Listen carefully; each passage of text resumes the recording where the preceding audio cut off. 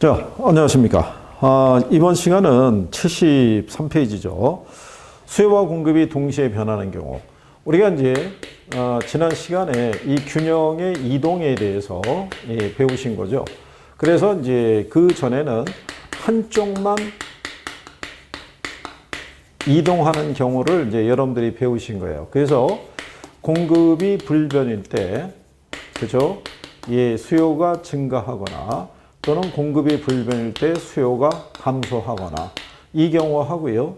그 다음에 반대로 수요가 불변일 때 공급이 증가하거나 그 다음에 수요가 불변일 때 공급이 감소하는 관계로 그래서 한 요인만 변하는 거를 여러분들이 배우신 거고, 이번에 하는 것은요, 수요와 공급이 동시에 변하는 거예요. 자, 동시에 변할 때 우리가 이제 지난 시간에 잠깐 언급을 해드렸지만 첫 번째 조건은요, 얘도 증가하고요, 얘도 증가한다라고 이렇게 가정했을 때, 이때 이제 이 균형 가격하고 균형 거래량이 이제 어떻게 되느냐, 이제 이런 얘기죠.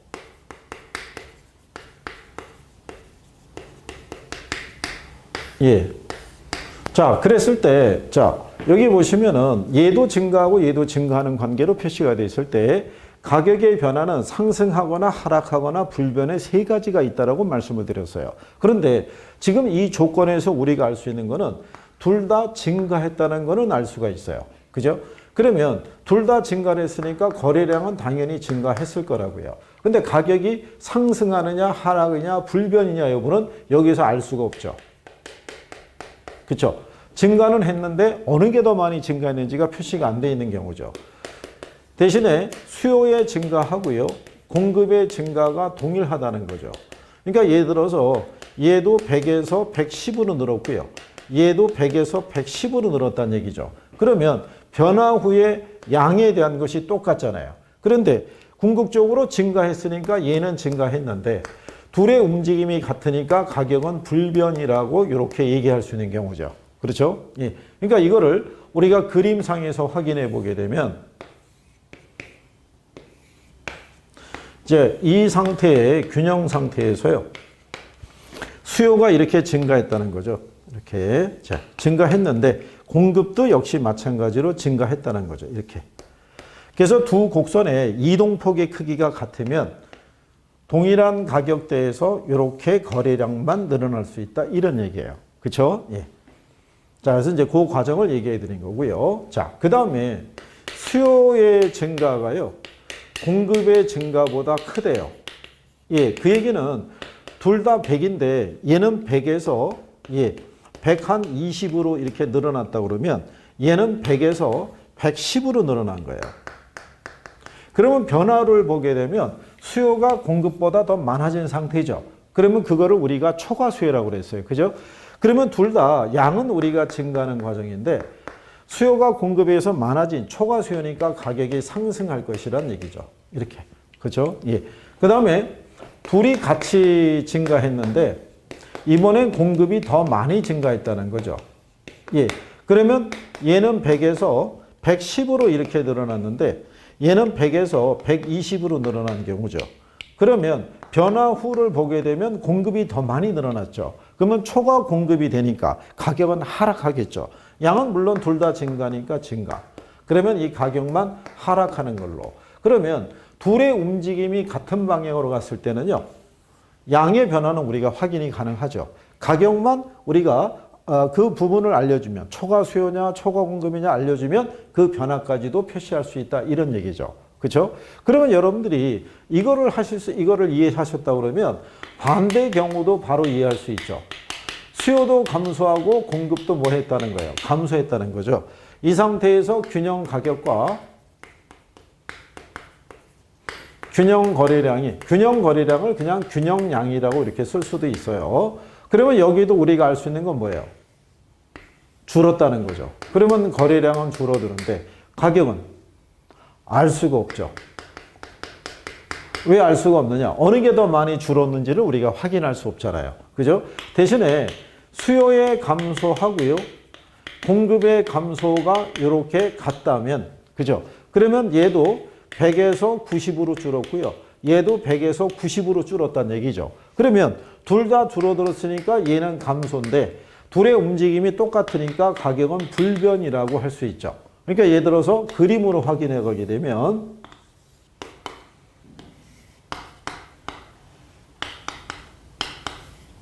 자, 이렇게 돼 있을 때요. 수요가 어떻게 됐다고 그래요? 줄었다고 그러죠. 수요가. 근데 공급도 역시 어떻게 돼요? 줄어들었다는 얘기죠. 그럼 둘의 이동폭이 같으면 거래 양만 줄어들지 가격은 어떻게 돼요? 똑같죠. 예. 그래서 이 과정을 설명하고 있다. 이렇게 보시면 되겠죠. 그 다음에 이제 예, 수요의 감소가 공급의 감소보다 크대요. 그러면 둘 다 감소했으니까 거래량은 감소하겠죠. 그런데 수요는 자 100에서 얘는 가령해서 80으로 줄어들었고요. 여기 있는 애는 100에서 90으로 줄어들었다는 얘기죠. 그러면 수요가 더 많이 줄었어요. 그죠? 그럼 무슨 상태가 되냐면 초과 공급이죠. 그러면 가격은 어떻게 된다? 하락하겠죠. 그죠? 예. 대신에 수요의 감소보다 공급의 감소가 더 크대요.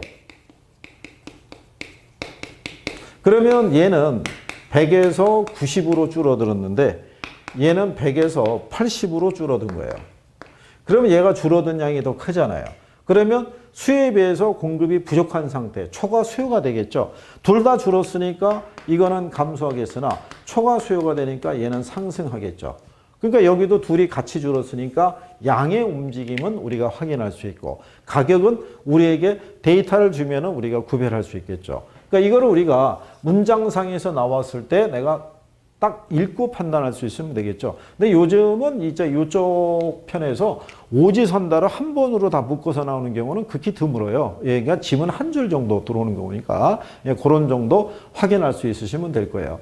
자, 동시에 변하는데 이거는 움직임이 같을 때고요. 움직임이 반대일 때도 있어요.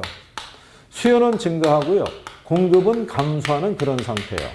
자, 그런데 앞에서 둘이 증가하거나 둘이 감소할 때는 이 선제 조건으로는 초과 수요인지 초과 공급인지는 우리에게 정보를 줘야지 할 수 있는데 여기는 일단 그 정보는 준 거예요. 수요는 증가하고 공급이 감소했다는 얘기는요. 이거는 초과 수요 상태인 거예요. 그죠? 그러면 여기서 일단 우리는 뭐는 확인할 수 있냐면요. 균형 가격하고 균형량이 이렇게 주어져 있었을 때 이거는 알 수 있는 거예요. 왜? 초과 수요 상태니까. 그죠? 수요는 계속 증가하고 공급은 줄어드니까 수요가 더 많은 상태가 유지가 될 거 아니겠어요? 그러니까 얘는 가격은 상승하는 거예요. 그죠? 대신에 얘를 알 수가 없는 거예요. 왜냐하면 어느 게 더 많이 증가하고 감소했는지가 구별이 안 되잖아요. 그죠? 예. 증가가 크면은 증가할 것이고 감소가 크면 감소할 것이고. 그죠? 예. 그래서 이렇게 표시할 수 있겠죠. 대신에 수요의 증가하고요. 공급의 감소가 동일하대요. 그죠? 예. 그랬을 때는 어떻게 되느냐를 얘기하는 거예요. 근데 이것도 가만히 생각해 보시면요. 얘는 100에서 110으로 늘었고요.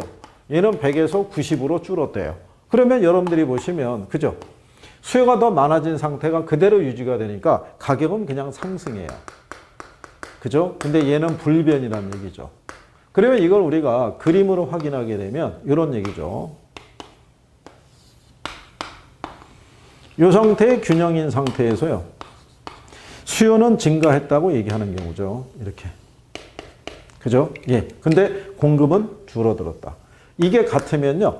여기 있는 이 균형점이 위로 이동하죠. 그러면서 가격만 상승을 하고요. 양은 그대로죠. 예. 그래서 그거를 표현하는 거니까. 그림은 뭐 거의 안 나온다고 생각하셔도 돼요. 예, 그래서 이해를 시켜드리기 위해서 그림을 그려드린 거니까. 예, 이게 또 이제 댁에서 이거 공부하시다가 갑자기 또 그림 나오면 이것도 따라 그리려다 보면은 아니 선생님이 그린 거는 각도가 맞는데 나는 각도가 또 안 맞아서 막 이렇게 되는 거거든요. 괜찮아요. 그냥 이 논리만 조금 생각하시면 돼요. 그 다음에 수요의 증가가 공급의 감소보다 크대요. 그러면 이 상태는 다 초과 수요 상태니까 가격은 상승하겠죠. 그런데 증가가 감소보다 크다라고 그랬잖아요. 그러니까 얘는 증가하는 경우죠. 그죠? 예. 그래서 그거를 우리가 이제 확인할 수 있는 경우죠. 그러니까 얘는 예를 들어서 100에서 120으로 이렇게. 그죠? 얘는 100에서 90으로. 증가가 감소보다 큰 경우니까 거래량은 늘어나겠죠. 대신에 수요의 증가보다요, 공급의 감소가 크대요. 그 얘기는 수요는 100에서 만약에 110으로 늘어났는데 공급은 100에서 예를 들어서 80으로 줄어든 거죠. 예, 그러니까 어차피 초과 수요 상태가 되니까 가격은 상승을 해요. 상승을 하는데 줄어드는 양이 더 크니까 거래량은 감소하겠죠. 이렇게. 그죠? 그럼 이렇게 움직임이 반대해서 초과 수요 상태에서는 우리가 이걸 알 수 있죠. 가격은. 예, 양만 우리에게 증가가 큰지 감소가 큰지를만 알려줘도 구별이 가능하다는 얘기죠. 그러면 요거를 이해하신 분은 얘들도 정리가 되죠. 자, 수요는 감소하고 공급이 증가한다. 그럼 무슨 상태다? 초과 공급 상태예요.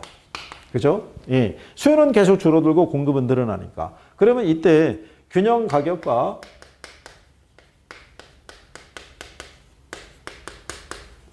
균형 거래량에 대한 거를 여러분들이 보시게 되면은 초과 공급이면 가격은 어떻게 되겠어요? 예, 하락하죠. 근데 감소가 더 큰지 증가가 더 큰 건지는 구별이 안 돼 있잖아요. 그러니까 이거는 알 수가 없는 거예요. 그렇죠? 예, 그러면 똑같겠죠? 수요의 감소하고요. 공급의 증가가 동일하다면, 그죠? 그러면 역시 초과 공급 상태니까 얘는 하락해요. 그죠? 근데 얘는 불변이라고 할 수 있겠죠. 그러면 이제 이런 경우죠. 그림으로 우리가 확인하게 되면, 자, 수요는 어떻다고 그래요? 줄어든다고 그러죠. 이렇게. 그죠? 근데 공급은 증가한다고 그러죠. 이렇게. 그러면 여기 여러분들이 보시다시피 양은 변화가 없지만 가격만 이렇게 하락하게 되겠죠. 예. 그래서 그 과정을 설명하고 있다. 이렇게 보시면 될 거예요. 그 다음에 이제 수요의 감소가 공급의 증가보다 크다란 얘기죠. 그럼 여기는 구별해 주잖아요. 감소가 더 크잖아요. 그죠? 그러면 이게 초과 공급 상태니까 가격은 그대로인데 감소가 더 크니까 거래량은 어떻게 되겠어요? 감소하겠죠. 그죠? 예, 대신에 수요의 감소보다 공급의 증가가 크대요. 예, 그러면 여기도 알려주잖아요. 뭐가 크다고요? 증가가 크다고. 그러면 균형 가격은 하락하는 관계죠. 대신에 얘는 뭐 한다? 증가한다. 그러면 움직임이 반대했을 때 가격의 변화는 알 수 있고요. 양만 우리에게 정보를 주면 우리가 구별할 수 있다. 이런 얘기예요. 그러니까 둘의 움직임에 따라서 우리가 판단할 수 있는 거. 가격의 움직임은 초과 수요냐 초과 공급이냐 이런 걸 기준으로 우리가 확인할 수 있으시니까 그러니까 이제 이거를 가지고요. 예전에는 오지선다로 언급이 되거나 뭐 그런 경우도 있었는데 근래는 지문 정도니까 조금씩 한번 정리 한번 해보시면 될 거고요. 그래서 이제 이런 표현을 언제 어떻게 여러분들이 보시면 되냐면요. 그 75페이지에 보시면 그 하단에 문제로 확인하기 예제가 있어요. 그죠? 거기 1번에 보시면 1번 지문에 균형 상태인 시장이니까 수요 공급이 같은 거예요. 근데 건축 원자재 가격이 하락했죠? 그러면 공급이 어떻게 돼요? 증가하는 경우죠. 그러면 자 수요는 그대로인데 공급만 늘었으니까 무슨 상태? 초과 공급이 되겠죠. 그렇죠? 예. 그렇게 되면은 균형 거래량은 어떻게 돼요? 예, 균형 가격은 하락하겠지만 공급이 늘어났으니까 거래량은 증가해야 될 거 아니에요. 근데 감소한다 그랬으니까 얘가 틀린 거죠. 얘가 답인 거죠. 예. 그러니까 이렇게 인용이 될 수도 있는 거예요. 그죠? 그리고 이제 4번 지문에 보시면 수요와 공급이 모두 증가하죠. 그러면 균형 가격의 상승 여부는 수요와 공급의 증가폭에서 결정이 되죠. 어느 게 더 많이 증가했느냐. 하지만 그거는 이제 조여져 알 수 있는 거고 양은 무조건 증가하겠죠. 그러니까 이런 식의 표현으로 인용을 할 수 있다 이런 얘기예요. 그러니까 기본적인 요건에 대한 이해를 조금 해주시면 우리가 답을 이제 좀 더 쉽게 찾아갈 수 있다 이런 얘기죠. 그러니까 처음에는 이론을 들은 다음에 이렇게 문장으로 나오면 내가 당황스러운 거예요. 이게 무슨 말이지? 근데 이게 이제 반복을 통해서 이해할 수 있으시니까 그렇게 보시면 되겠고. 그 다음에 이제 74페이지에 보면요. 수요 공급의 변화에 의한 가격 변화율과 이제 균형량의 변화율을 우리가 보는데 거기다가 별표 해놨죠. 예, 그게 실전에서 최근에는 답으로 여러 번 유도가 됐던 거예요. 예, 그래서 수요 공급의 변화에 따른 가격 변화율과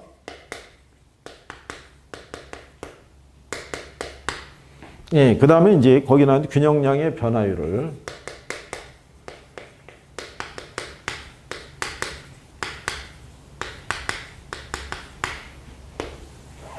그러면 여기도 물어볼 때는 어떤 조건에서 물어보냐면요. 이 조건을 가정해요. 자, 수요와 우하향하는 수요 곡선과 우상향하는 공급 곡선의 균형 상태를 가정해요. 자, 이 상태에서 이제 얘네가 변했을 때, 그죠? 그러면 이제 예를 들어서 거기에 보시면 수요와 공급의 변화에 의한 가격 변화율은 수요와 공급이 비탄력적일수록 커지고 그 다음에 균형량의 변화는 탄력적일수록 커진다라고 해놨죠. 그거는 밑줄 치시는 거예요. 예, 그게 포인트예요. 그게. 예, 그래서 이제 그거를 이제 여러분들이 이제 구별을 할 수 있으시면 되는데, 그러면 제일 먼저 그 밑으로 이렇게 내려가시게 되면 수요가 증가할 때라고 했어요. 74페이지 밑에서 세 번째 줄에. 자, 그러면 이 얘기죠. 수요가 뭐 할 때? 증가할 때 공급이 예, 비탄력적일수록 균형 가격은요, 더 크게 상승한다는 거예요. 그죠? 그리고 이제 이 공급이 탄력적일수록 균형 가격은 덜 상승한다라고 얘기를 해요. 그러니까 가격의 변화는 예, 이게 비탄력적일 때 더 커지는 거예요. 그죠? 예. 그러면 이제 이게 이런 얘기죠. 이 균형 상태잖아요. 예, 균형 상태일 때 여기에 곡선이 하나 더 있다라고 가정하는 거죠. 이렇게. 그러면 S가 있고 S1이 있죠. 예, 그러면 이렇게 기울기가 급한 애가 비탄력적이라고 그러고요. 기울기가 완만하게 나타나는 걸 탄력적이라고 그래요. 요걸 탄력적, 요걸 비탄력적. 그죠? 자, 이 상태에서 수요가 이렇게 증가하는 거죠. 이렇게. 그러면 수요가 증가했을 때요. 공급이 비탄력적이면 공급은 여기까지밖에는 못 늘어나겠죠. 그죠? 그러면 가격이 여기까지 올라가요. 이렇게. 그죠? 근데 탄력적이라고 그러면 공급이 여기까지 늘어나요. 그러면 상대적으로 이렇게 가격의 상승폭이 작겠죠? 그러니까 가격이 상대적으로 더 많이 올라가는 거는 어떨 때? 비탄력적일 때 올라가는 거예요. 그러면 이제 요걸 한번 여러분들이 생각해 보세요. 요때 요 공급이 있잖아요. 공급에 대해서. 자, 수요는 증가했어요. 여러분들이 아시는 농축산물 있죠? 하고 일반 공산품이 있잖아요. 자, 농축산물은 지어서 만들어서 이제 우리 재배를 해서 시장에 들어올 때까지 뭐가 많이 걸려요? 시간이 많이 걸리죠. 그렇죠? 근데 일반 공산품 라면 같은 경우는 수요가 증감에 따라 공급을 쉽게 많이 늘릴 수 있잖아요. 그러니까 일반 공산품 등은 이렇게 가격 파동이 크게 안 나타나는데 농축산물 같은 경우 있죠. 그래서 우리가 배추 파동이나 이런 걸 겪게 되는 이유는 수요가 늘어날 때 대응해서 공급을 쉽게 못 늘려서 그런 거예요. 그럴 때 우리가 비탄력적이라는 표현을 쓰는 거예요. 그죠? 그래서 가격이 더 크게 상승한다라고 생각하시면 돼요. 무슨 말인지 아시겠나요? 예. 그래서 그거를 여러분들이 인식을 하시면 되겠죠. 그래서 탄력적일 때하고 비탄력적일 때 그 차이인데, 그러면 반대로 한번 생각해 보세요. 자, 수요가 감소했어요. 그죠? 그러면 똑같아요. 공급이